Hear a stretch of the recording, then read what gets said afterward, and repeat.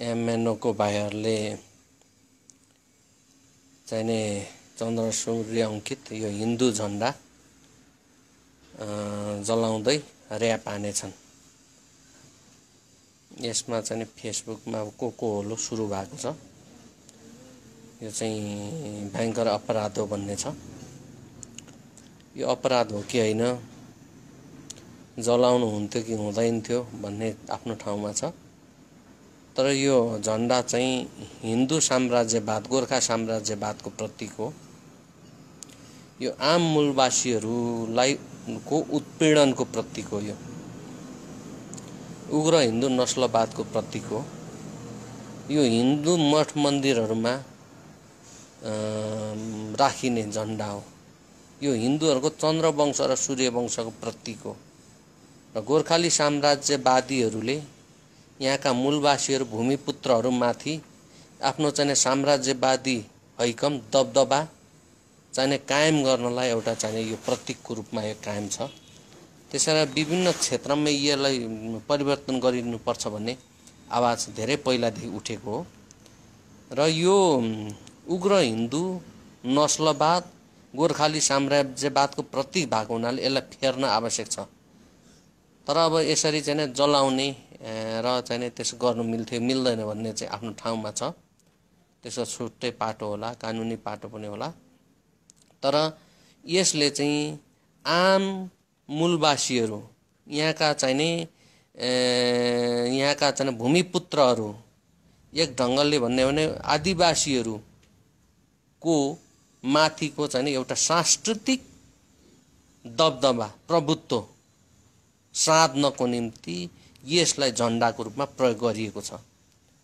यो लोकतन्त्रको प्रतीक होइन, यो साम्राज्यवादको प्रतीक हो। गोर्खा साम्राज्यवादको यहाँ रहेका अन्य राष्ट्रहरूमाथिको उत्पीडनको प्रतीक हो, औपनिवेशिकताको प्रतीक हो।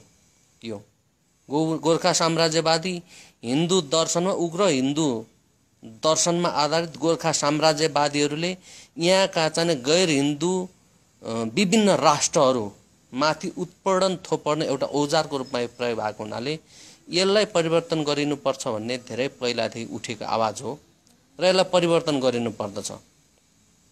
यो उग्र हिन्दू नस्लवादको एउटा चाहिँ अवशेष हो, त्यो निरन्तरता हो।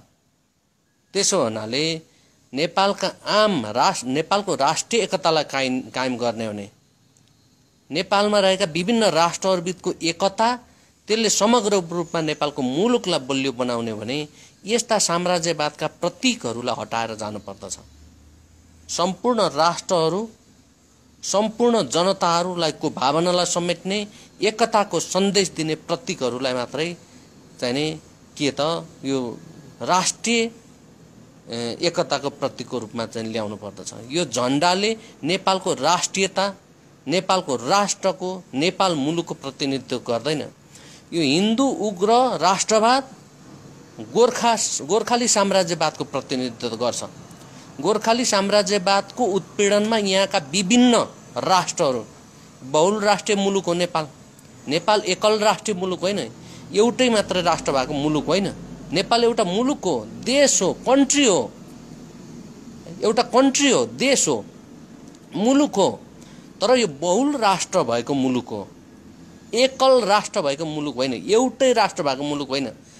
तर उग्र हिन्दू राष्ट्रवादी प्रतीक चाहिँ नेपालको राष्ट्रिय झण्डा अहिले चाहिँ छ, जुन लोकतन्त्रको विरुद्धमा छ।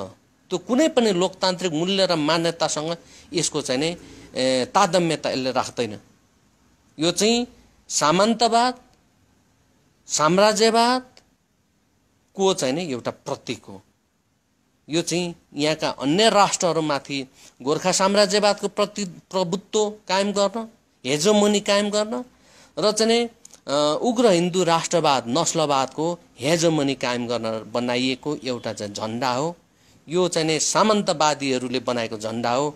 अहिलेको लोकतन्त्रमा यसले शोभा दिँदैन। अहिलेको लोकतन्त्र 21औं शताब्दीको लोकतन्त्रलाई यसले प्रतिनिधित्व गर्न सक्दैन। त्यसो हुनाले यसलाई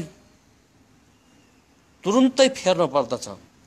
नेपालमा यो झण्डाले सम्पूर्ण नेपालका राष्ट्रहरूलाई प्रतिनिधित्व नगर्ने हुनाले राष्ट्रिय एकता कायम गर्नको निम्ति यो झण्डा फेरिनु पर्दछ।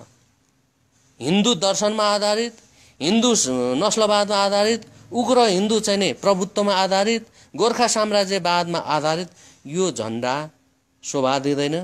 त्यसो हुनाले यो झण्डालाई फेरिनु पर्दछ।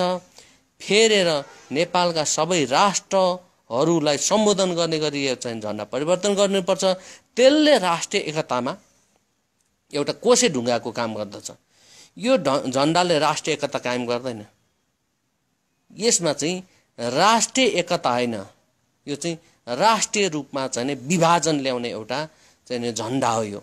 किनभने एउटा जाति, एउटा भाषा, एउटा संस्कृति, एउटा क्षेत्रको प्रतिनिधित्व गर्ने एउटा प्रतीकलाई, हिन्दूहरूको झण्डालाई हैन, त्यो चाहिँ आम मूलवासीहरूमाथि, आम अन्य सम्प्रदायका, अन्य धर्मका, अन्य जातिका, अन्य राष्ट्रहरूमाथि थोपरेपछि त्यो चाहिँ नि पाच्य हुँदैन। एमएनओका भाइहरूले जलाउन सही थियो कि गलत थियो त्यो त्यतातिर म जान्न, त्यो अर्कै च्याप्टर छ। तर यो झण्डाले नेपालको राष्ट्रिय प्रतिनिधित्व गर्दैन, राष्ट्रिय एकतामा बल पुर्याउँदैन।